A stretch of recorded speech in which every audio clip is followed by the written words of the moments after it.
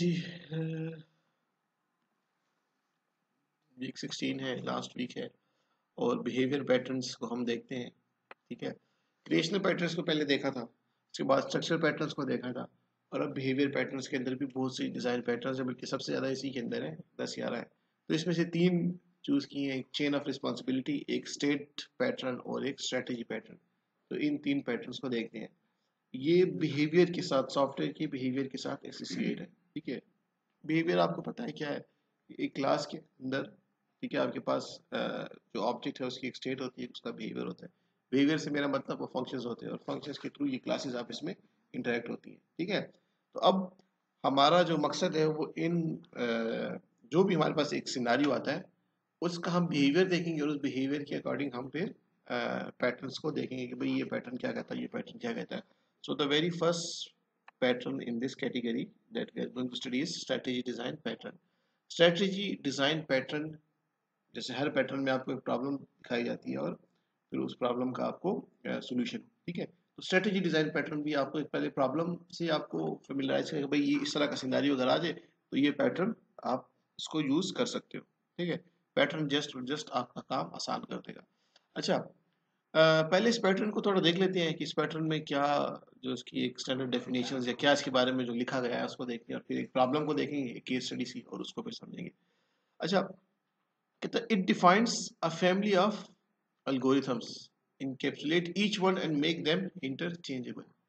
ठीक है, अब इसका क्या मतलब, ये फैमिली ऑफ algorithms, और फिर कहता है this is really helpful if you have many possible variations of an algorithm। ठीक है, ये कहता है, इसका मैं जनरल से एक आपको मेन आइडिया दे देता हूँ। फैमिली ऑफ एल्गोरिथम तो आपको पता है क्या चीज़ है। ठीक है, आपको कहता है फैमिली ऑफ एल्गोरिथम से मतलब ये है कि जब आपके पास किसी चीज़ में कुछ वेरिएशंस आ जाएं, जैसे आपके पास स्टार्टिंग एल्गोरिथम है, कितने स्टार्टिंग एल्गोरिथम है? बहुत से स्टार्टिंग एल्गोरिथम। ठीक है, किस जगह पे कौन सा स्टार्टिंग एल्गोरिथम यूज करना है, बोला कि किस जगह पे कौन सा स्टार्टिंग, शायद हर जगह पे कहीं भी आपको लगे कि यार यहाँ पे इंसर्शन सॉर्ट बेटर लगेगा, यहाँ पे मर्ज सॉर्ट बेटर है, या यहाँ पे ये सॉर्ट बेटर है। ठीक है, तो अब यहाँ पे हम क्या कहते हैं, यहाँ पे हम एल्गोरिथम को या एक कंप्लीट फंक्शनैलिटी को एक क्लास के अंदर इनकैप्सुलेट कर देते हैं, मतलब एक क्लास के अंदर हमने उसको कोड लिख दिया। अब हमें जो भी बिहेवियर हमें चाहिए, ठीक है, उस क्लास के साथ हम उसको एसोसिएट करें। ठीक है, ये तो जनरल आपको बता दिया। अब एग्जाम्पल देख के इस पैटर्न को समझने की कोशिश करते हैं। ठीक है, अच्छा, पैटर्न आपके पास, एग्जांपल आपके पास ऐसा है कि सपोज एक इंफॉर्मेशन सिस्टम हम बनाना चाह रहे हैं, डक इंफॉर्मेशन सिस्टम, जिसमें हम जिस तरह की भी डक्स है ना उनकी हम इंफॉर्मेशन ऐड करना चाह रहे हैं। तो अब इसका जो हमारे पास जो एक अप्रोच होती है, हम क्या करेंगे कि हमारे पास एक बेस क्लास होगी डक की, और जितनी भी हमारे पास डक की टाइप्स जो आ रही हैं वो हम ऐड करते जाएंगे सब क्लासेस में। ठीक है, ये हम इनहेरिटेंस वैसे यूज करते हैं, एक मेन क्लास बना ली, बेस क्लास डक की, जिसमें कुछ कॉमन फीचर्स होंगे, और फिर जितनी भी डक की टाइप्स आ रही हैं, ठीक है, जैसे मैलेट डक और रेड हेड डक और एक्सेट्रा एक्सेट्रा एक्सेट्रा, जितनी भी डक्स आपके पास आ रही है वो हम सब क्लासेस में ऐड करेंगे। ठीक है, अच्छा, वो कुछ इस तरीके से। अच्छा, अब यहाँ पे प्रॉब्लम ये आती है इसमें कि अब लेट से एक फीचर जो है वो हमने यहाँ पे ऐड किया हुआ है फ्लाई का।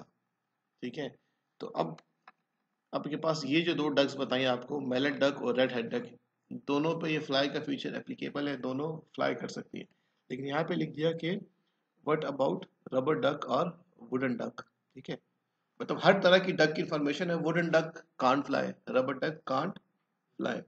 तो इस तरह का जब आपके पास जो सिनेरियो आते हैं, ठीक है, तो फिर हम क्या करें। ठीक है, तो अब बिहेवियर में जहाँ पे नाम चूंकि इस कैटेगरी का ना बिहेवियर पैटर्न्स, तो अब बिहेवियर जो है कुछ का एक तरह का है, कुछ का दूसरी तरीके का।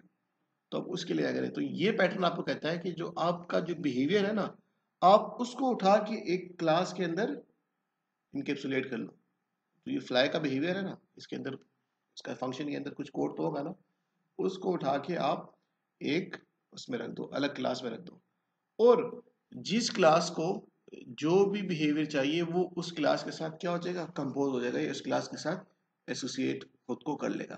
ठीक है, यहाँ पे आप देखें एक और प्रिंसिपल यहाँ पे दोबारा रिपीट हो रहा है, list of substitution principle. List of substitution principle का याद है कि हम कहते थे कि जो चाइल्ड क्लास है वो कंप्लीटली रिप्लेस कर सके पेरेंट क्लास को, इसी तरह था ना। तो इसका मतलब ये था कि चाइल्ड क्लास में जो ऐड करता हूँ उसका बिहेवियर वही होना चाहिए जो आपके पास पेरेंट क्लास में होना चाहिए, जो हमने फंक्शन पेरेंट क्लास में डिफाइन की। लेकिन हर बार ऐसा नहीं होता, देखिए हर बार पेरेंट में जो हमने मेन फीचर्स को डिफाइन किए शायद वो आने वाली नई क्लास में एप्लीकेबल ना हो। जैसे यहाँ पे आपके पास अ, ये आपको डायग्राम है, कार्स या व्हीकल कह लो, ठीक है। तो व्हीकल के अंदर हमने कुछ फीचर्स डिफाइन किए, ठीक है। तो उसमें कार पे भी वो आ रहे थे, इस पे भी आ रहे थे, लेकिन हेलीकॉप्टर जो था वो इस सब हायरार्की में फिट नहीं आ रहा था, ठीक है। तो फिर इसका अल्टरनेटिव क्या होता है? तो अल्टरनेटिव हम ये कहते हैं कि आप ये करो कि बिहेवियर को दूसरी क्लास के अंदर रख दो, ठीक है। बिहेवियर मीन्स के बिहेवियर क्या होता है? फंक्शंस, ठीक है। हम एक ऑब्जेक्ट का बिहेवियर कैसे डिफाइन करते हैं? उसके फंक्शन से, ठीक है। तो वो अल्गोरिथम या वो फंक्शन वो आप क्लासेस में रख दो, जिसको जो बिहेवियर चाहिए होगा वो खुद को उसके साथ क्या करेगा? एसोसिएट करेगा, ठीक है। यहाँ पे एग्जाम्पल में वही डक वाली इंफॉर्मेशन थी। तो यहाँ पे फ्लाई का बिहेवियर और ये क्वैक बिहेवियर, ये उसकी साउंड है जो डक निकालती है, ठीक है। तो अब वुडन डक और जितनी भी डक्स हैं शायद वो, अब रबर डक है वो ये क्वैक की आवाज़ निकालती है, जो एक्चुअल जो डक है उसकी भी कोई साउंड होती है, लेकिन वो जो वुडन डक है उसकी साउंड नहीं है। तो ये क्वैक का जो बिहेवियर है ये तीन में चाहिए लेकिन एक में नहीं चाहिए। बात समझ आ गई? फ्लाई का बिहेवियर है, तो रबर डक फ्लाई नहीं कर सकती, वुडन डक फ्लाई नहीं कर सकती, लेकिन वो जो एक्चुअल डक्स है वो फ्लाई कर सकती है।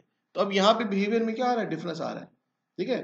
तो हम क्या करेंगे, हम इस क्वैक बिहेवियर को एक क्लास में रख दिया, ठीक है, और फ्लाई बिहेवियर को, इसको भी हमने बिहेवियर को एक क्लास में रख दिया। बात समझ आ गई? और बाकी हिरार्की आपकी उसी तरह रहे।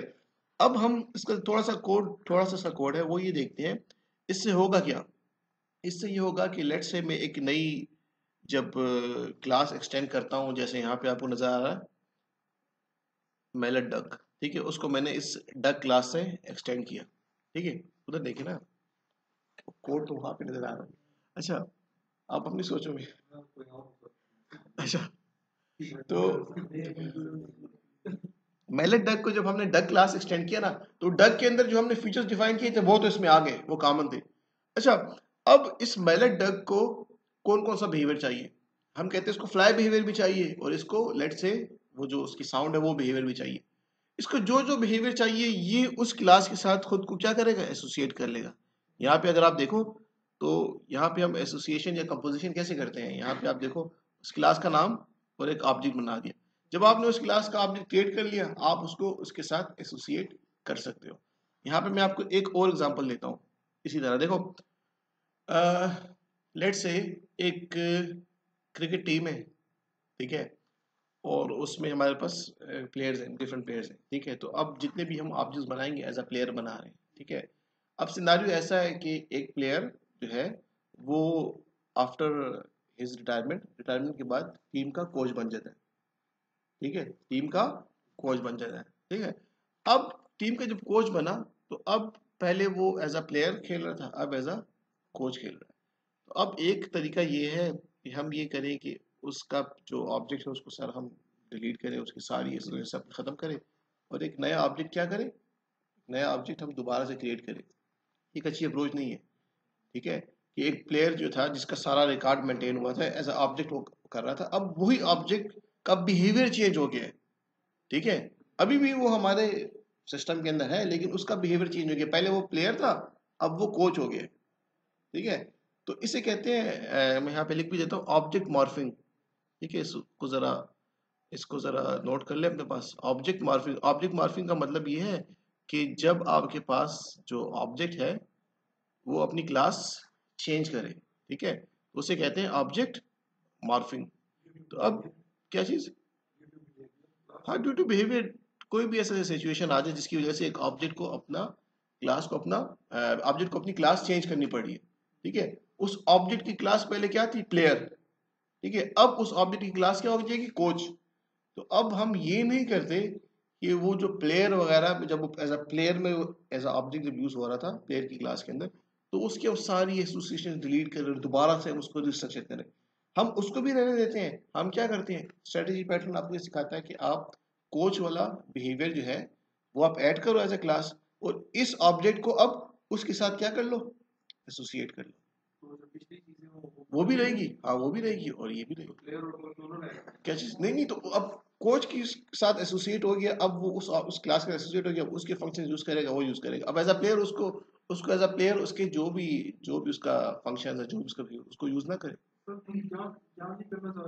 हाँ, हम ये नहीं करना चाह रहे कि आपके पास एक ऑब्जेक्ट जो है उसको आप डिलीट करके अब आप एक नया ऑब्जेक्ट बना रहे हो, बंदा तो वही है ना, प्लेयर तो वही है ना। अगर मैं एक ऑब्जेक्ट को डिलीट करता हूँ, इट्स मीन के मैं उसका सब कुछ खत्म कर रहा हूँ। ठीक है, हम कहते हैं इस प्लेयर का ये ऑब्जेक्ट है, ऑब्जेक्ट नंबर 1, लेट्स से नाफी। ठीक है, इसने कितनी एक्टिविटीज की होंगी, इसने कितना काम किया होगा। ठीक है, और हम नाफे का ऑब्जेक्ट ही डिलीट कर दें, तो कहीं पे ये प्लेयर था ना, ठीक है, प्लेयर तो ये था। अब ये प्लेयर चला गया तो क्या इसकी हम सारी एसोसिएशन सब कुछ इसका हम डिलीट कर दें? क्या चीज यार, हम रिकॉर्ड में नहीं रखेंगे अपने पास। एक बंदे ने क्या काम किया है, एक बंदे ने क्या काम किया है, वो क्या बस वो खत्म कर दे। प्लेयर नहीं है तो प्लेयर नहीं है, तो बस इसका कोई काम ही नहीं है। तो हम चाहते हैं, अब देखो इसका इसका एक और जो हमारा ऑब्जेक्टिव है वो ये है कि हम अपने डिजाइन को दोबारा से मॉडिफाई नहीं करना चाह रहे। एक ऑब्जेक्टिव ये भी है कि नाफे का एक ऑब्जेक्ट बना हुआ है, ठीक काम कर रहा था, अभी जरूरत नहीं है, इसका स्ट्रक्चर चेंज ना करो, इसका ऑब्जेक्ट डिलीट करके वहां पे नया ऑब्जेक्ट ना बनाओ। ठीक है, क्योंकि जब नया ऑब्जेक्ट बनाओगे फिर आपको चेंजेस करनी पड़ेंगी। ठीक है, और उस क्लास के साथ तो हम कहते हैं जो जो बिहेवियर भी है, ठीक है, उसको क्या कर लो, क्लास की तरह ऐड कर लो, बस जो चाहिए उसके साथ उसको एसोसिएट कर लो। ठीक है, जैसे यहाँ पे देखो एक और एग्जांपल देता हूँ आपको। लेट्स से कि आप आप एज अ इंटर्नी यहाँ पे काम कर रहे हो, ठीक है, या इंस्ट्रक्टर यहाँ पे कोई ऐसा, या बैंक में कोई इंटर्नी गया है, एज अ इंटर्नी काम कर रहा है। ठीक है, इंटर्नी उसने 1 साल काम किया, उसकी सैलरी भी थी, सब कुछ वगैरह था, सारा काम उसका था। ठीक है, उसका ऑब्जेक्ट बनता था, वो अपना काम कर रहा था। अब इंटर्नी 1 साल के बाद परमानेंट एम्प्लॉय हो गया। ठीक है, पहले भी एम्प्लॉय था लेकिन उसकी जॉब डिस्क्रिप्शन क्या थी, इंटर्नी। अब क्या हो गया, एम्प्लॉय हो गया। तो हम ये नहीं कहते कि हम जो काम तो पहले भी उसने किया था लेकिन उसके जस्ट बिहेवियर चेंज था। तो अब जब परमानेंट से सॉरी इंटर्नी से वो परमानेंट हुआ है, ठीक है, तो परमानेंट होने के बाद उसकी कुछ बिहेवियर में चेंज आएगा, कुछ उसकी फिक्स वैल्यू हो जाएगी। तो हम कहते हैं नया ऑब्जेक्ट मत बनाओ, क्योंकि इसमें चेंज आया, इस ऑब्जेक्ट को अब आप एज अ परमानेंट एम्प्लॉय की जो क्लास है उसके साथ एसोसिएट कर लो। बात समझ आ गई? तो ये हम कह रहे हैं कि हमें अपना मतलब रन टाइम पे या अपने डिजाइन के अंदर हमें कोई चेंजेस करनी चाहिए तो हम कुछ और ऐड नहीं करें, जो एग्जिस्टिंग चीजें हैं वहां पे उसके साथ ऐड करेंगे, जिसको जो बिहेवियर चाहिए वो उसके साथ ऐड कर लेगा। यहाँ पे आप देखो जो ये बिहेवियर था, हमने ये क्वैक और फ्लाई दो बिहेवियर क्लासेस में रख दिए। ठीक है, अब इससे ये होगा कि जो भी आने वाली जो हम डक की नई कोई कैटेगरी ऐड करते हैं, ठीक है, लेट से उसको इनमें से कोई बिहेवियर भी चाहिए, वो इस क्लासेस के साथ खुद को क्या कर लेगा, एसोसिएट कर लेगा। तो स्ट्रेटेजी पैटर्न आपको ये कहता है कि आप जो है, आप फैमिली ऑफ एल्गोरिथम का मतलब ये है कि आपके पास जो बिहेवियर है, जो फंक्शंस है, वो आपके पास क्लासेस में पड़े होंगे। ठीक है, क्लास 1, क्लास 2, क्लास 3। ठीक है, लेट से कुछ टाइम के लिए मैं इस क्लास के साथ एसोसिएट था, मैं इस क्लास का ऑब्जेक्ट था क्लास 1 का। ठीक है, तो जब मैं क्लास 1 का ऑब्जेक्ट था, इट्स मीन क्लास 1 के अंदर जो फंक्शंस थे मैं उसको यूज कर रहा था। ठीक है, लेट्स से इसको हम कह देते हैं कि भाई ये वो इंटरनी है, ये इंटरनी की क्लास है। ठीक है, ये इंटरनी की क्लास है। ठीक है, और मैं अभी एज ए इंटरनी काम कर रहा था, तो इंटरनी के जो फंक्शंस है वो इस क्लास 1 के अंदर लिखे हैं, वो उसको यूज कर रहा था। अब 1 साल के बाद या कुछ टाइम के बाद इंटरनी से वो क्या हो गया, इंटरनी से वो एम्प्लॉय हो गया। ठीक है, तो अब एम्प्लॉय की जो क्लास है वो लेट से आपके पास ये क्लास है। ठीक है, तो मैं अब जो मेरा ऑब्जेक्ट है उसको मैं इसके बजाय इस क्लास के साथ एसोसिएट कर लूंगा। अब वो एम्प्लॉय के जो भी फीचर्स उस पर अप्लाई होते हैं वो उसको यूज कर सकते हैं। बात समझ आ गई? तो इस तरह जब आपके पास बिहेवियर डिफरेंट क्लासेस में होगा ना, हम उसको उसके साथ एसोसिएट कर लेंगे। ऑब्जेक्ट खत्म नहीं हुआ, उसका बिहेवियर क्या हुआ, चेंज हुआ है। बात समझ आइए? ऑब्जेक्ट जो है, ऑब्जेक्ट जो एम्प्लॉय का ऑब्जेक्ट था, पर्सन या एम्प्लॉय कह लो, वो तो अभी भी है, पहले भी था, अभी भी है। सिर्फ और सिर्फ चेंज कहाँ आया है? चेंज उसके बिहेवियर में आया है। बात समझ आ गई? तो जब उसके बिहेवियर में चेंज आया है तो हम उस ऑब्जेक्ट को डिलीट करके दोबारा दूसरा ऑब्जेक्ट क्यों बनाए? जो उसके बिहेवियर में चेंज आया उस क्लास के साथ उसको एसोसिएट कर लो। बात समझ आ गई? ये इस पैटर्न का ये कंसेप्ट था। ठीक है, जो नया बिहेवियर है उसका बेसिकली उसको हम एक साथ रखना चाह रहे हैं। कैसे एक साथ रखना चाह जो रहे हैं? मतलब पुराना बिहेवियर को उसको ऑब्जेक्ट का उसका एक रिकॉर्ड होगा हमारे पास, फिर उसके नजरिए फिर हम नई क्लासेस सारी डाल देंगे। देखो, आप एक ऑब्जेक्ट बनाते हो, ठीक है, वो ऑब्जेक्ट के थ्रू आप कुछ फंक्शंस को कॉल कर रहे हो, ठीक है, वो कुछ ना कुछ कर रहा है और फंक्शन के थ्रू कॉल कर रहे हो, लेट से उसके बैकएंड पे डेटाबेस भी है और ये सारा काम हो रहा है। ठीक है, अब इसी ऑब्जेक्ट को पहले ये जिस क्लास के साथ एसोसिएट था, जिस क्लास के फंक्शन को यूज कर रहा था, ठीक है, अब इसका कुछ बिहेवियर चेंज हुआ तो अब इसको किसी और क्लास के अंदर से कुछ फंक्शंस चाहिए, तो हम इसको उस क्लास के साथ एसोसिएट कर लेंगे जो पहले नहीं था। पहले इंटर नहीं था तो वो इस क्लास के साथ ही लिंक था, लेकिन अब चूंकि वो परमानेंट एम्प्लॉय हो गया, उसकी सैलरी बढ़ गई और उसकी जो जॉब डिस्क्रिप्शन है वो बढ़ गई। ठीक है, जब लेट्स से ट्रेनी था तो वो सिर्फ डेटा एंट्री कर रहा था, ठीक है, ट्रेनी था तो डेटा एंट्री कर रहा था, वो एक क्लास के साथ लिंक था, लेकिन अब चूंकि वो परमानेंट हो गया तो डेटा एंट्री के साथ वो कुछ और काम भी कर रहा है, उसके राइट्स बढ़ गए। तो हम हाँ, अब एम्प्लॉय तो हमारा पहले भी था अभी भी था, तो हमने उसका ऑब्जेक्ट जो है वो डिलीट करके एक नया एम्प्लॉय तो नहीं आ रहा कि नया ऑब्जेक्ट क्रिएट करो, एम्प्लॉय तो वही है, एम्प्लॉय तो नहीं जा रहा, एम्प्लॉय ठीक है, लेकिन उसका क्या हुआ, बिहेवियर चेंज हुआ, तो हमने क्या किया, हमने उसको दूसरी क्लास के साथ एसोसिएट कर लिया। ठीक है, तो स्ट्रेटेजी पैटर्न आपको ये सिखाता है कि जहां पे आपको लगे कि जो चीजें सब में कॉमन नहीं है उसको आप एज अ बिहेवियर, जो बिहेवियर है उसको आप एक क्लास के अंदर इनकेप्सुलेट कर। तो अब यहाँ पे अगर आप देखो इसके अंदर, तो दो, जो मैंने ऑब्जेक्ट मॉर्फिंग की बात की, तो ऑब्जेक्ट मॉर्फिंग का मतलब ही ये है कि जब कोई क्लास या जो ऑब्जेक्ट है वो अपना बिहेवियर चेंज करना चाहे या चेंज करे, ठीक है, तो आप क्या करोगे, आप स्ट्रेटेजी पैटर्न को यूज करोगे। तो बिहेवियर जो आपके होंगे वो आपकी क्लासेस के अंदर होंगे और आप ऑब्जेक्ट डिलीट नहीं करोगे, आप ऑब्जेक्ट को जस्ट उसके साथ एसोसिएट कर लोगे। ठीक है, एसोसिएट कैसे करोगे, जस्ट आप उस क्लास के साथ उसको कंपोज कर दोगे, ठीक है, तो वो उस क्लास को भी यूज कर सकेगा। सही है, क्वेश्चन है कोई? जवेरिया और अमीना ने समझ आ गई स्ट्रेटेजी पैटर्न कि नहीं? ये कोड भी आपके लिए थोड़ा सा यहाँ पे लिख दिया है, ठीक है, देखिए ये जो क्लास है मेलेट डक क्लास, ठीक है, ये किस क्लास से एक्सटेंड हो रही है, डक क्लास से। इट्स मीन डक क्लास के अंदर जो let's say abstract method define किए थे वो हमने यहाँ पे उसकी एब्स्ट्रैक्शन इम्प्लीमेंटेशन यहाँ पे इस क्लास में दे दी। अच्छा, अब इस डक क्लास को फ्लाई का बिहेवियर चाहिए, ठीक है, चाहिए, लेट्स से फ्लाई क्लास के अंदर जो बिहेवियर है वो अगर चाहिए तो आप यहाँ पे देखो उसको उस क्लास के साथ यहाँ पर एसोसिएट कर दिया गया, ये नजर आ रहा है।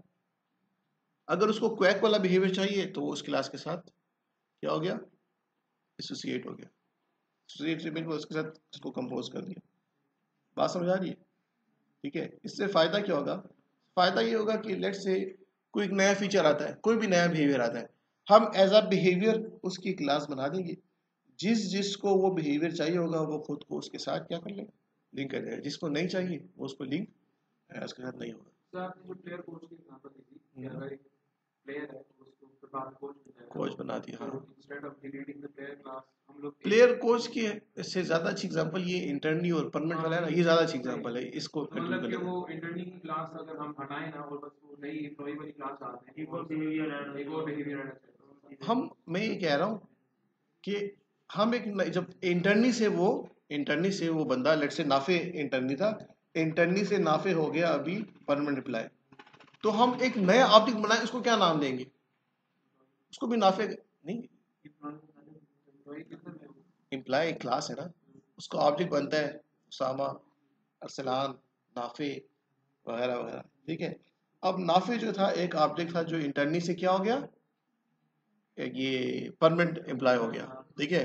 तो अब अगर मैं एक नया ऑब्जेक्ट बनाऊं, किस नाम से बनाऊंगा, नाफे का, तो दो ऑब्जेक्ट बनाऊंगा, तो हम कहते हैं कि दूसरा ऑब्जेक्ट जब बनाओगे नाफे के नाम से तो फिर ये पहले वाले ऑब्जेक्ट इसको डिलीट करेंगे।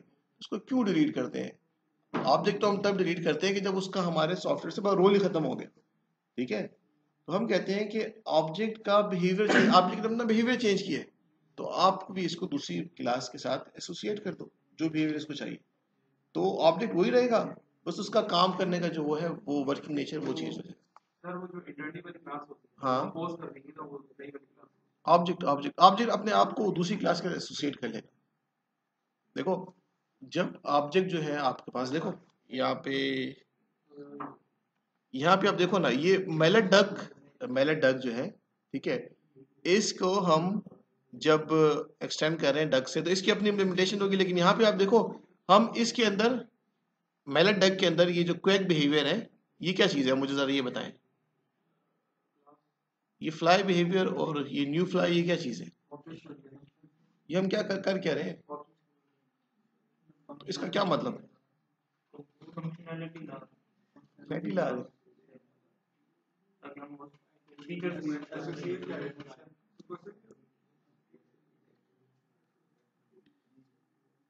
ये एक क्वेक की क्लास है, क्वेक बिहेवियर के नाम से, ठीक है, और ये एक फ्लाई का वो है, ठीक है, ये क्लास है, ठीक है। अच्छा, कंपोजिशन हम जब करते हैं तो हम कैसे करते हैं, हमारे पास जो डेटा मेंबर होता है, ठीक है, वो क्या होता है, वो एक लेट से एक डेटा मेंबर एक ऑब्जेक्ट होता है, लेकिन वो किसी दूसरी क्लास का होता है, वो किसी दूसरी क्लास का होता है। तो यहाँ पे भी अब अगर आप देखो मेलेट डेक की क्लास में, तो ये जो ऑब्जेक्ट हम बना रहे हैं, ये दो जिसको हमने इनिशियलाइज किया, एक क्वेक के नाम से, एक फ्लाई के नाम से, तो कंपोजिशन कंपोज नहीं किया हमने यहाँ पे, इसको दो क्लासेस के साथ कंपोज कर दिया। इट्स मीन ये मेलेट डक के अंदर, जब ये मेलेट डक का जो ऑब्जेक्ट बनाएंगे जो भी, ठीक है, मेलेट डक के अंदर, ठीक है, तो अब ये दो ऑब्जेक्ट जो है उससे कंपोज है, तो ये उसको यूज कर सकते हैं, क्वेक बिहेवियर को भी, फ्लाई बिहेवियर को भी। अगर इन दोनों में से लेट से एक चाहिए होता, हम एक के साथ उसको कंपोज कर देते, ठीक है।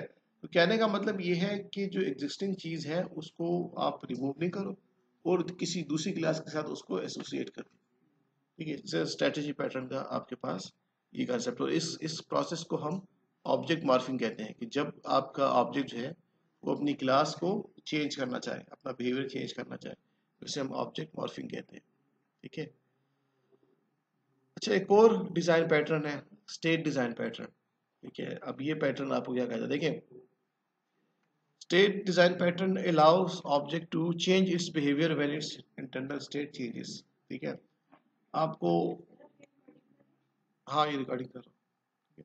अच्छा, स्टेट पैटर्न जो है आपका, अब आप देखो, आपका जो ऑब्जेक्ट है उसकी एक स्टेट होती है, ठीक है, और उसकी स्टेट जो है वो चेंज होती है, डिपेंड अपॉन कि जब कोई एक्शन होता है उसके बाद उसकी कोई स्टेट चेंज होगी।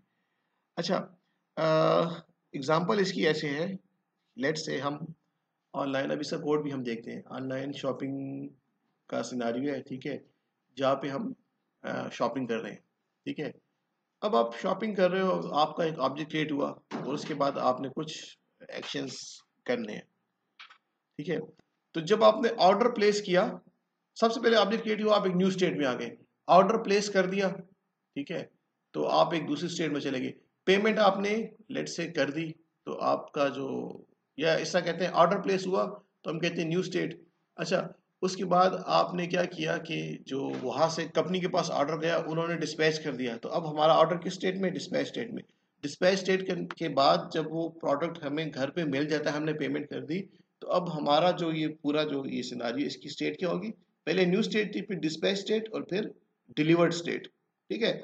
अब इन स्टेट से ये है कि मैं अब कोई एक्शन करता हूं, तो उस एक्शन करने से पहले ये देखना होगा कि लेट से मैं ऑर्डर अपना जो है ना वापस कैंसिल करना चाहता हूँ, ठीक है, ऑर्डर में अगर कैंसिल करना चाहता हूँ, तो अब आफ्टर 4 डेज जब प्रोडक्ट मुझे डिलीवर हो गया, उसके बाद मैं रिटर्न करना चाहता हूँ, तो उस पर कुछ और क्राइटेरिया होगा, कुछ अमाउंट माइनस करके हम वापस करेंगे। जब ऑर्डर अभी डिलीवर नहीं हुआ लेकिन डिस्पैच हुआ है, कंपनी से डिस्पैच की क्राइटेरिया है कि भाई इसको डिस्पैच करो, वेयर हाउस से निकाल के देना है, उस वक्त कैंसिल करूँ, उस वक्त मैं कुछ और एक्शन चाहता हूँ, मतलब जो सॉफ्टवेयर, उसमें मैं चाहता हूँ कि अगर डिस्पैच स्टेट में मुझे कोई ऑर्डर कैंसिल करने का कहे, तो मैं इतनी अमाउंट उसमें से माइनस करूंगा, लेकिन डिलीवर के वक्त जब डिलीवरी के करीब ऑर्डर पहुंच गया और उस वक्त कोई कहे कैंसिल करना चाहे, तो मैं ज़्यादा अमाउंट डिडक्ट करूंगा। और न्यू स्टेट में है, अभी उसने ऑर्डर प्लेस किया और विद इन 5 मिनट्स वो कैंसिल कर रहा है, तो उस वक्त मैं उससे कुछ भी माइनस नहीं करूंगा, क्योंकि अभी तक वो डिस्पैच नहीं हुआ था। तो अब स्टेट, किस स्टेट के अंदर है हमारा ऑब्जेक्ट, ठीक है, किस स्टेट के अंदर हमारा ऑब्जेक्ट है, उसके हिसाब से हमें क्या करना है, एक्शन लेना है। तो स्टेट बिहेवियर आपको ये कहता है कि जब भी आपका ऑब्जेक्ट जो है उसका बिहेवियर चेंज होता है, उसकी स्टेट भी क्या होती है, चेंज होती है। तो कहता है this pattern allows to define state specific behaviours in separate classes. ठीक है, कि आपके पास जो 4 5 6 क्लासेस होंगी, हर क्लास एक स्टेट को डिफाइन करेगी, हर क्लास एक स्टेट को डिफाइन करेगी। ठीक है, अब इसका कंप्लीट एक कोड देखते हैं। अच्छा, अब benefit of this pattern is that कि नई स्टेट आप इजीली उसमें ऐड कर सकते हो। ठीक है, एग्जिस्टिंग क्लास को चेंज किए बगैर। तो अब देखो, आपने थ्योरी ऑफ ऑटोमेटा भी पढ़ा है, तो उसमें आपने जो ये फाइनाइट स्टेट मशीन्स वगैरह, एफए, डीएफए, एनएफए जो आप लोग पढ़ रहे हो, ठीक है, नहीं ये आपको मुश्किल लगता है ऑटोमेटा।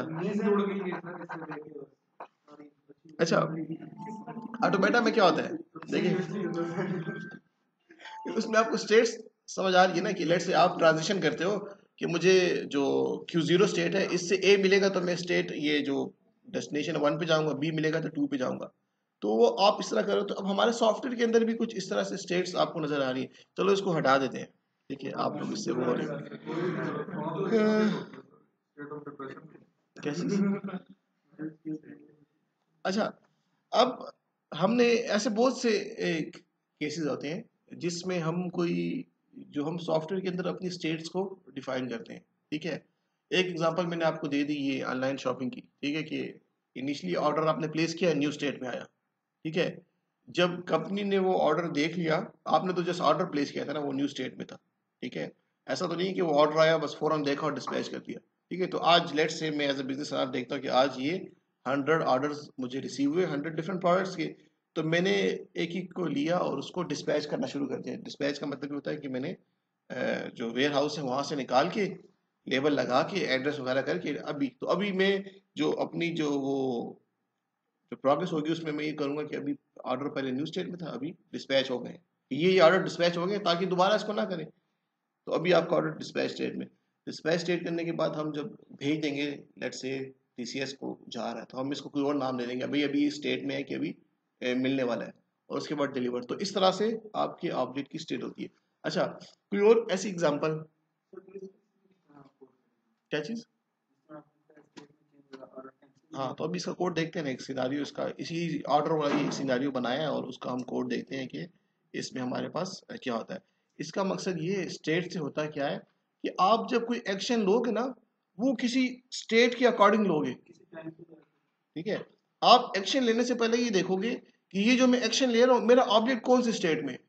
तो मैंने सिनारियो ऐसा बनाया कि अगर अभी ऑर्डर प्लेस हुआ और कैंसिल कर दिया, ठीक है, तो हम कहते हैं भाई बस कैंसिल कर दो, कुछ भी डिडक्शन नहीं करो। लेकिन एक दिन बाद जब वो ऑर्डर ने हमने डिस्पैच कर लिया था, उस वक्त कोई ऑर्डर कैंसिल करे, तो हम कहते हैं नहीं, अब इससे इतना अमाउंट जो है माइनस करो। और आफ्टर 4 5 डेज, ठीक है, जब उसका प्रोडक्ट जो है वो डिलीवर होने ही वाला था, उस वक्त वो ऑर्डर कैंसिल करे, तो हम कहते हैं इससे हाफ ऑफ द अमाउंट क्या करो, कंज्यूम करो। तो अब ये जो कैंसिलेशन है ना, इसको हमने स्टेट के साथ लिंक कर दिए, कि अगर ये एक्शन होगा तो उससे पहले ये देखा जाएगा कि ऑब्जेक्ट किस स्टेट में है। बात समझ आ गई? तो उसे कहते हैं स्टेट पैटर्न, आपको ये डिफाइन करता है या ये बताता है कि आप जो एक्शन लोगे वो किसी न किसी एक स्टेट की। तो आप अपने ऑब्जेक्ट के अंदर स्टेट्स को देखो, अपने सिनारियो के अंदर, सॉरी ऑब्जेक्ट के अंदर नहीं, आप अपने जो आपका जो भी वर्किंग सिनारियो उसमें आप स्टेट्स को डिफाइन करो। तो स्टेट मशीन डायग्राम आपके पास है ना, जो भी एक स्टेट मशीन डायग्राम अभी आपको ये बताई भी है, तो ये बेसिकली स्टेट मशीन डायग्राम ही है ना। ठीक है, स्टेट चेंज हो रही है और उसके स्टेट के बाद कोई एक्शन हो रहा है। ठीक है, अगर ये हुआ तो फिर स्टेट पे जाए, तो अब ये न्यू स्टेट पे कैसे जाएगा? आपके ऑटोमेटा में आपको या वो ए बी सी कुछ एक इनपुट मिलता है और आप दूसरे स्टेट पे जाते हो। हमारे केस में, चलो इसको हटा देते हैं, हमारे केस में क्या होगा, हमारे केस में जब ऑर्डर प्लेस हुआ न्यू, जब मैंने वो ऑर्डर डिस्पैच कर दिया, तो मैं यहाँ से एंटर करूंगा भाई अभी डिस्पैच स्टेट में चला गया, और जब टीसीएस वाले के पास पहुंच गया तो हम कहते हैं भाई ये डिलीवर स्टेट में चला गया। तो ये स्टेट आपके ऑब्जेक्ट की इस तरीके से चेंज होती है। अच्छा, इसका जो स्ट्रक्चर होगा वो ऐसा होगा कि आपने एक स्टेट, लेट्स से एक स्टेट की बेस क्लास बना दी, और ये हायरार्की होगी। ठीक है, इनिशियल स्टेट, डिस्पैच स्टेट और डिलीवर स्टेट। ठीक है, जितनी स्टेट्स आ रही है वो यहाँ पे आपके पास आ रही है। तो अब आपका प्रोडक्ट इन स्टेट में से किसी एक स्टेट में एक टाइम पे तो जरूर होगा, किसी एक स्पेसिफिक टाइम में ये जो सब क्लासेस बनाएंगे ना स्टेट की, इनमें से किसी एक स्टेट में होगा। तो हर स्टेट के हवाले से हमने कोई एक्शन लेना होगा। बात समझ आ गई? कोई और एग्जांपल ऐसी स्टेट वाली? इतना आपने ऑटोमेटा पढ़ा, ऑटोमेटा में कौन कौन से एग्जांपल्स किए हैं? सर कोई ऐसा डिजाइन करना है जो ट्यूरिंग मशीन बना सकता हो। ट्यूरिंग मशीन, उसके लिए नहीं ये ऐसे लगा हुआ है, ये आप एक डिप्रेशन देगा। उसके लिए कोई पैटर्न, ये स्टेट पैटर्न है ना, उसमें भी तो स्टेट्स ही हैं। ट्यूरिंग मशीन है, ये काम है। जब सुबह उठते हैं हॉस्पिटल में, तो वो उठते हैं, तैयार होते हैं और यहाँ पे एक बंदा पहुंच जाता है, तो वो उसे मैसेज करता है कि यार क्लास कैंसिल हो गई है। ये भी स्टेट वाली है ना, सॉफ्टवेयर के साथ, ये जनरल सिनेरियो बता रहा हूँ, सॉफ्टवेयर के साथ रिलेट करो ना। लिंक कर देते हैं ना। अच्छा, एक और एग्जांपल आपके सामने ये देखो, ये मीडिया प्लेयर जो होता है, मीडिया प्लेयर वो भी स्टेट्स में होता है, प्लेइंग स्टेट में, पास स्टेट, ठीक है। ऑपरेटिंग सिस्टम के अंदर आप जो पढ़ते हो न्यू रेडी रनिंग स्टेट, ठीक है, प्रोसेस। तो वो भी क्या है, वो भी आपके पास स्टेट्स है, ठीक है। कि अभी आपका प्रोसेस जो है वो न्यू स्टेट में है, अभी वो वेट कर रहा है। न्यू से वो हम कहते हैं लेट से वो रेडी से वो रनिंग में जाता है, रनिंग में मीन्स के प्रोसेस अभी चल रहा है, ठीक है। उसके बाद रनिंग से फिर कहाँ जाता है, दोबारा आपको वेटिंग में जाता है, हाल में वेटिंग में जाता है अगर उसको कोई इनपुट चाहिए, और उसके बाद वो दोबारा रेडी में आता है, ये चीज़ें। तो अब ये स्टेट का मतलब ये है कि आपका प्रोसेस किस स्टेट में, हमें जब पता चलेगा तो उसके अकॉर्डिंग हम एक्शन लेते हैं। रनिंग में जो आपका प्रोसेस होगा शायद उस वक्त कोई और एक्शन होगा, उसके लिए डिफाइन होगा, लेकिन अगर हार्ड में है या वेटिंग स्टेट में उस वक्त कुछ और एक्शन होगा, ठीक है। तो इसलिए ये स्टेट्स हम बनाते हैं कि आपके ऑब्जेक्ट ये क्या स्टेट है। तो ये एक और एग्जांपल आपको दे दी, तो इसका आपको एक कोड दिखा देते हैं कि कोडिंग में ये कैसे इम्प्लीमेंट होगा। तो कोई इतना कोई मुश्किल काम नहीं है। इसको अभी हम देख लेते हैं, स्टेट पैटर्न। स्टेट पैटर्न और उसके बाद आपके पास चेन ऑफ रिस्पॉन्सिबिलिटी, बस लास्ट पैटर्न है, आज ही खत्म करते हैं कि बस जान छूटे, ठीक है। कल बस खाली आ जाना, ऐसी शक्ल दिखा देना, क्विज ले लेंगे एक, और बस लास्ट क्विज है, ठीक है, फोर्थ क्विज है, बस 4 क्विज हो जाएंगे, 3 असाइनमेंट्स। क्या चीज उसमें, आप सारे डिजाइन पैटर्न्स तो खाली समझ लो। मैं आपको एक सिनारियो दूंगा और आपको कहूंगा कि इस सिनारियो में आप कौन सा पैटर्न सजेस्ट करते हो कि इस प्रॉब्लम के लिए कौन सा पैटर्न यूज करना चाहिए। आप नहीं, आप नाम के साथ थोड़ी जस्टिफिकेशन दोगे कि अगर मैं स्टेट पैटर्न यहाँ पे सजेस्ट कर रही हूँ तो रीजन क्या है, बस वो रीजन एक दोगे, दो लाइनों में बस।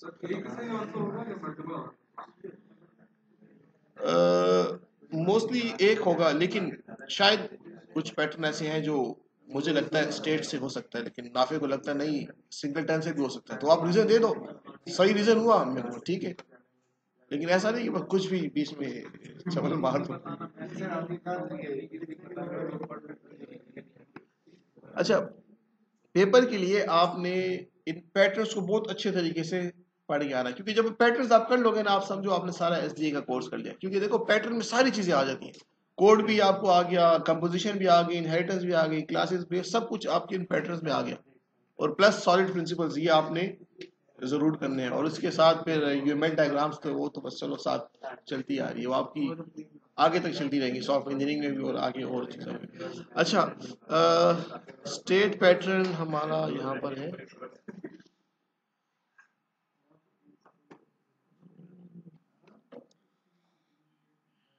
यहाँ पे कहते हैं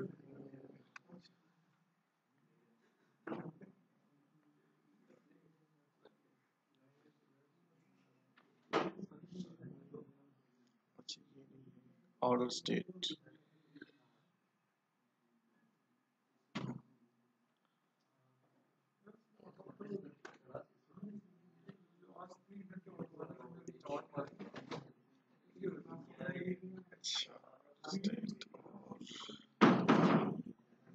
स्टेट और पेज स्टेट,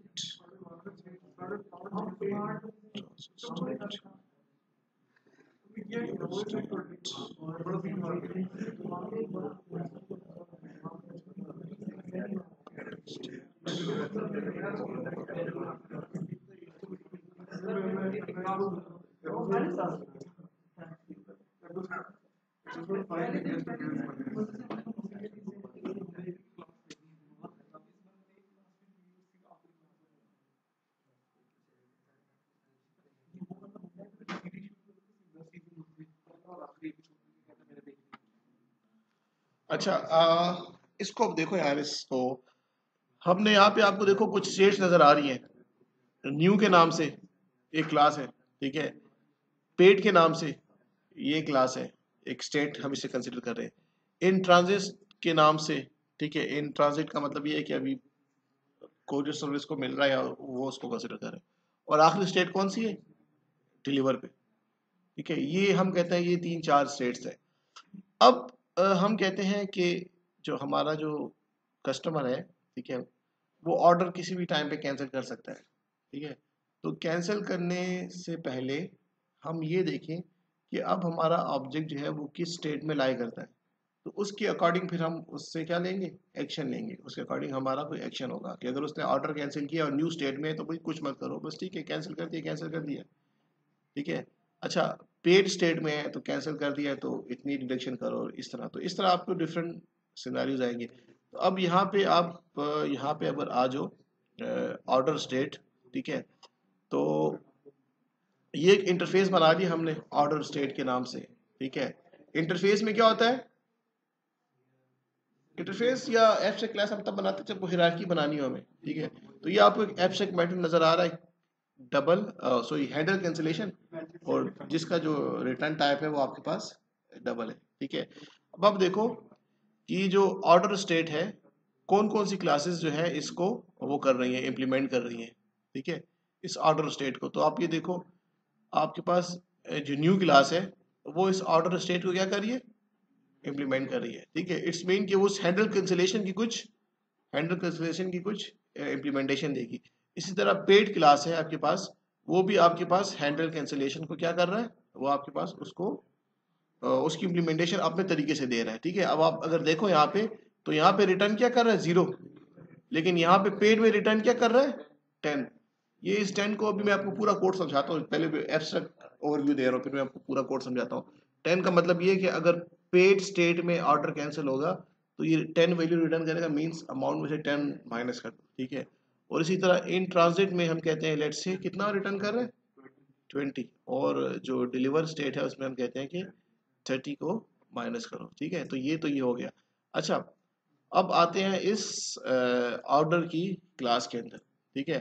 तो ऑर्डर क्लास के अंदर हम ये कहते हैं, एक हमने वो बनाया इस ऑर्डर क्लास को का एक ऑब्जेक्ट बनाया, सॉरी ऑर्डर स्टेट क्लास का, ठीक है।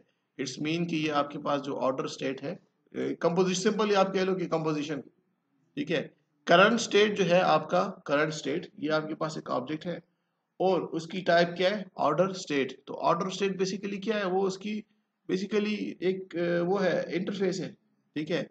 अच्छा, ऑर्डर के अंदर अब बाय डिफॉल्ट जब कोई कस्टमर ऑर्डर करता है तो हम कहते हैं सबसे पहले वो न्यू स्टेट में चला जाए, ठीक है, क्योंकि बाय डिफॉल्ट सबसे पहले वो न्यू स्टेट में ही जाएगा ऑर्डर, ठीक है। अब हम डायरेक्ट पेड में या उसमें नहीं जा सकते। तो यहाँ पे जब भी ऑर्डर का ऑब्जेक्ट बनेगा तो आप यहाँ पे जरा देखो, ये कंस्ट्रक्टर है, ये कंस्ट्रक्टर कॉल होगा और इसके अंदर हमने क्या कहते हैं, current state is equal to new, ठीक है। ये न्यू, ये वाला न्यू है, ठीक है। तो सबसे पहले आपका जो ऑर्डर है वो इसी न्यू स्टेट में आ रहा है, ठीक है।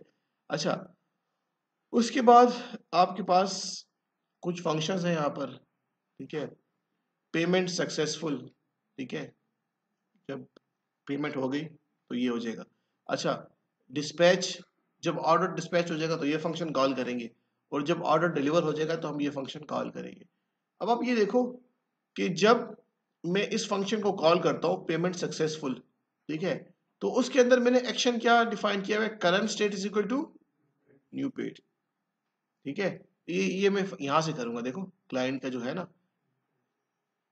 ये ऑर्डर बना, एक ऑर्डर हुआ, ठीक है, लेट से कुछ भी उसने ऑर्डर किया, ठीक है। और उसके बाद मैं कहता हूँ ऑर्डर पेमेंट सक्सेसफुल, ठीक है। तो जब सक्सेसफुल मैंने किया तो इसके बाद जब वो फंक्शन जो आपका कॉल होगा ना, ये ऑर्डर क्लास के अंदर, तो उसके अंदर वो उसकी स्टेट चेंज कर देगा, ठीक है। डिस्पैच में ये ट्रांजिट स्टेट कर देगा, और अगर पेड है तो उसमें ये न्यू पेड वाली स्टेट कर देगा। ये मैं क्यों उसकी स्टेट चेंज कर रहा हूँ? हर एक्शन पे मैं इसकी क्या कर रहा हूँ? स्टेट चेंज कर रहा हूँ। कि अगर मेरे सॉफ्टवेयर के अंदर मैंने डिस्पैच कर दिया एक ऑर्डर की अगेंस्ट, और उसके बाद मुझे ये कैंसिल की रिक्वेस्ट आती है, बात समझ आ रही है? ठीक है। डिस्पैच करने के बाद मुझे कैंसिल की रिक्वेस्ट आती है, तो उस पर ये एक्शन होना चाहिए। ठीक है। तो अब ये आप जरा ये देखो, ऑर्डर डॉट कैंसिल। ठीक है।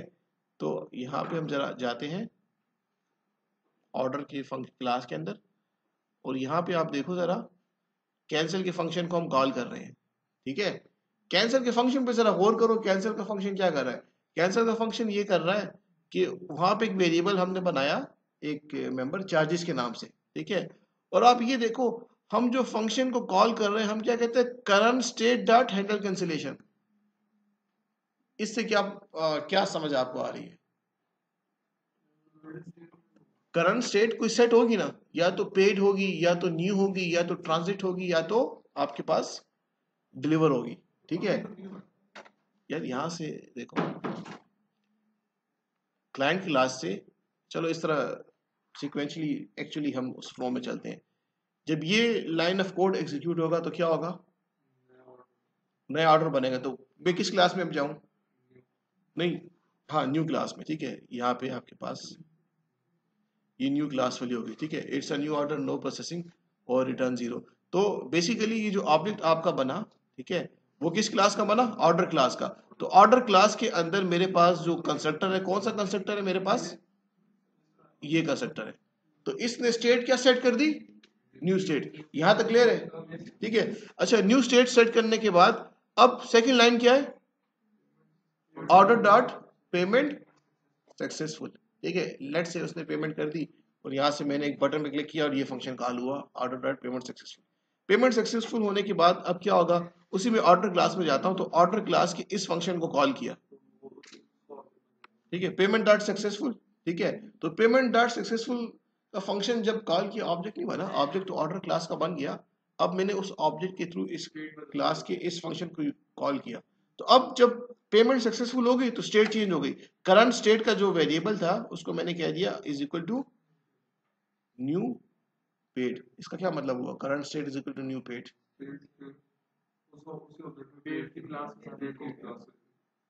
ऑब्जेक्ट है करंट स्टेट। ठीक है। तो अब ये अगर आप ये देखो, इसका ऑब्जेक्ट जो ऊपर मैंने बनाया है उसको अगर आप देखो, ये करंट स्टेट। ठीक है। इसकी टाइप क्या है? Order state. Order state basically क्या है? एक इंटरफेस, उसके अंदर एक फंक्शन है, एब्स्ट्रैक्ट फंक्शन। तो ये ऑर्डर स्टेट जो है, जो एक इंटरफेस था, वो इटसेल्फ तो कुछ नहीं है, उसकी जो इम्प्लीमेंटेशन होगी वो एक्चुअली वो स्टेट्स होंगी। तो आप देखो, अब आपको अगर ये कंफ्यूजन, यहाँ पे ये कंफ्यूजन लग रही है कि यहाँ पे हम कह रहे हैं, कहाँ पे गया? Current state is equal to new, या current state is equal to हम कुछ भी यहाँ पे कह रहे हैं। देखो, मेरा एक क्वेश्चन अभी आप लोगों से, यहाँ पे मैं कह रहा हूँ current state is equal to new new class के साथ उसको मैं इसका ऑब्जेक्ट कंसीडर कर रहा हूँ। यहाँ पे मैं उसको पेड का ऑब्जेक्ट कंसीडर कर रहा हूँ। यहाँ पे मैं उसको ट्रांजिट का ऑब्जेक्ट कंसीडर कर रहा हूँ। तो क्या ऐसा हो सकता है?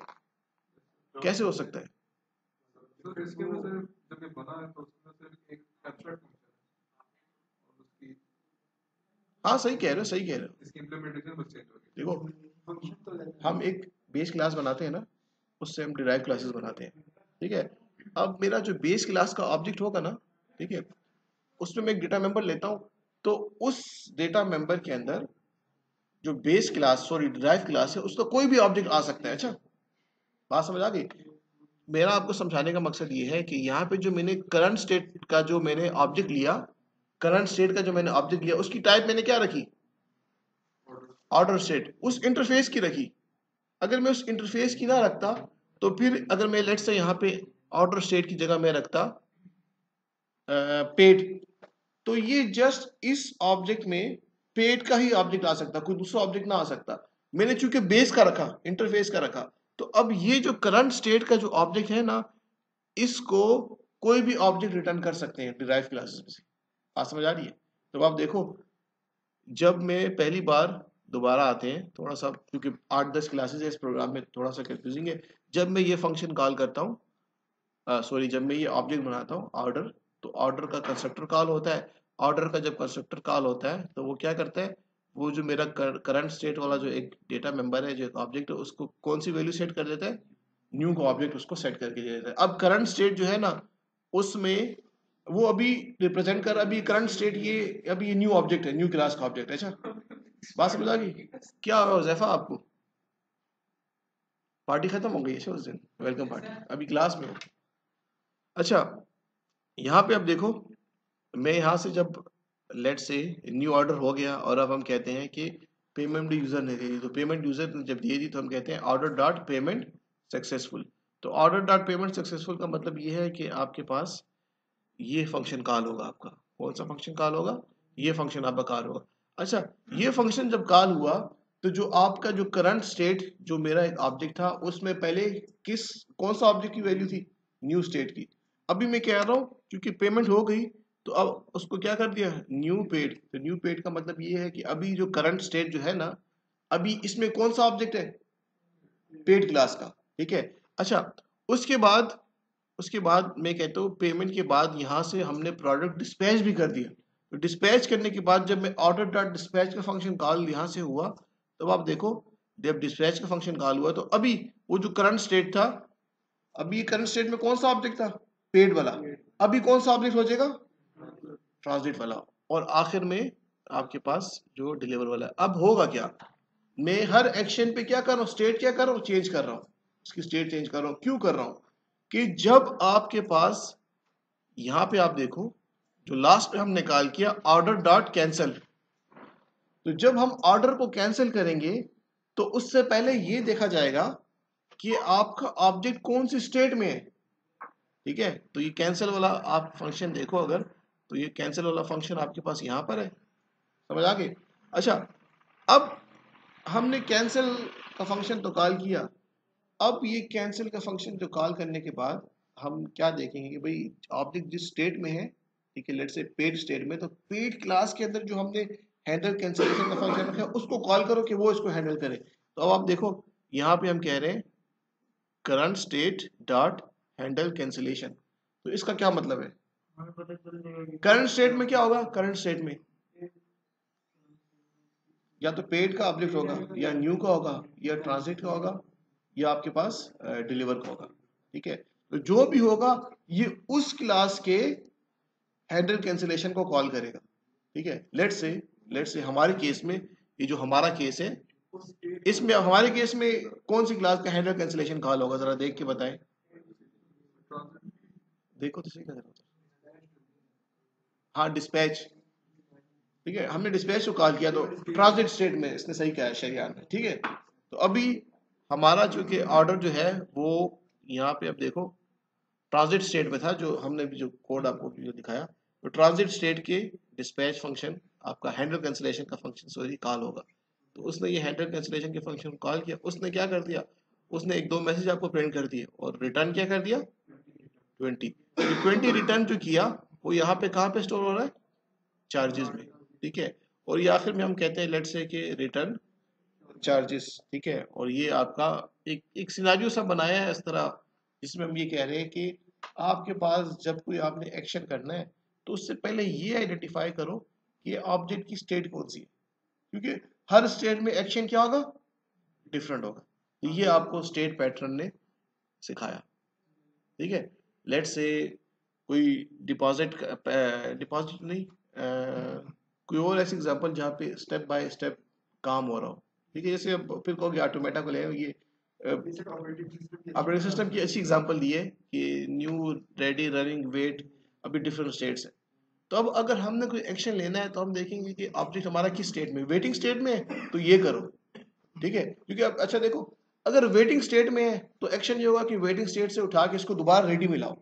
अगर रेडिंग स्टेट में है तो इसको रेडी से रनिंग में डालो, और रनिंग है तो रनिंग से रेडी में नहीं जाएगा। रनिंग से हम कहते हैं लेट्स से रनिंग में भी जा सकते हैं, रेडी में भी जा सकते हैं रनिंग से, और वेटिंग स्टेट में भी आ सकता है। तो स्टेट बाय स्टेट हमने क्या करना होता है, कुछ एक्शन लेने होते हैं।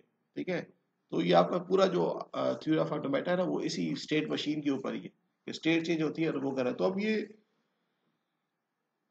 स्टेट पैटर्न हम तब यूज करते हैं, ठीक है, एक तो जब आपकी स्टेट फ्रीक्वेंटली क्या हो, चेंज होती रहे, ठीक है, फ्रीक्वेंटली आपकी स्टेट चेंज होती रहे, तो हम ये पैटर्न यूज करते हैं। और ऐसे बहुत से केसेस हैं जहाँ पे ये होता है। अगला पैटर्न है आपके पास, अच्छा, स्ट्रेटजी और स्टेट पैटर्न में डिफरेंस क्या होगा?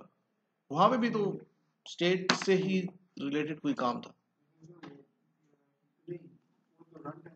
जब आपका सिनेरियो ऐसा हो जहां पे आपको फ्रीक्वेंटली चेंजेस आ रही हो, जैसे स्टेट पैटर्न में हर बार ऐसा होगा कि ऑब्जेक्ट आपका इनमें से किसी स्टेट में होगा, तो वो आप स्टेट पैटर्न यूज करोगे। लेकिन स्ट्रेटजी पैटर्न में वो ऑब्जेक्ट अपना बिहेवियर चेंज करता है, लेकिन वो ऐसा नहीं है कि यूं इस तरह फ्रीक्वेंटली करेगा, वो बहुत रेयर केसेस में होगा। कि जब वो आपको मैंने एग्जांपल दी कि एम्प्लॉय जो है आपका ट्रेनिंग से परमानेंट एम्प्लॉय हो गया या इंटर्नी से परमानेंट एम्प्लॉय हुआ, जब उसने बिहेवियर चेंज किया तब। लेकिन यहाँ पे आपका बिहेवियर जो है वो फ्रीक्वेंटली चेंज हो रहा है, ठीक है। तो ऐसी बहुत सी और एग्जांपल्स है, लाइक कोई और दो तीन तो मैं दी थी, कोई एग्जांपल आप दे दो स्टेट जिसमें आपको नजर आए, स्टेट वाला सिनेरियो की नजर आ जाए। अपने हॉस्पिटल मैनेजमेंट सिस्टम में देख लो, वहां पे कोई स्टेट मैनेज होती है? होती है पेशेंट की होगी तो वो चेकअप के लिए जाते हैं। हाँ, पेशेंट जो है, हाँ, नया पेशेंट हुआ, न्यू एडमिट, ठीक है, उसके बाद क्या एक्शन है? मुझे वो केस स्टडी याद नहीं, इसके बाद क्या होता है? ठीक है, अच्छा, नहीं, पहला पेशेंट ने लेट्स से हम कहते हैं अपॉइंटमेंट बुक की अभी न्यू स्टेट में। अपॉइंटमेंट बुक होने के बाद जब उसका नंबर आ जाता है, चेक हो जाता है, तो हम उसको कोई और नाम देते हैं कि अब भाई पेशेंट ये काम हो गया, ठीक है।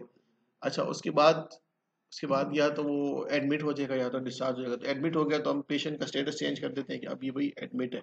तो शायद जब पेशेंट एडमिट नहीं हुआ, तो उस वक्त अगर वो फार्मेसी से कोई मेडिसिन लेता है तो हम कहते हैं तो एडमिट नहीं है तो इससे पूरी पेमेंट लो।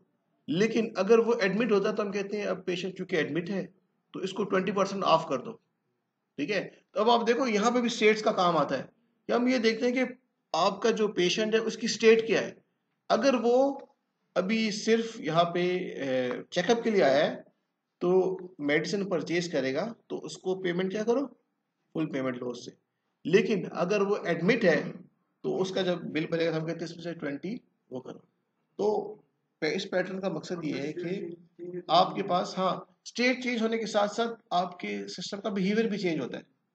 बिहेवियर चेंज हुआ ना कि पहले माइनस इतना करना था, ठीक है, मतलब इतना डिस्काउंट देना था, अब इतना डिस्काउंट देना है। हमें इस तरह का जो सिनेरियो है तो हमें ऑब्जेक्ट की स्टेट को देखना पड़ता है। तो ये इस पैटर्न का आपके पास काम था।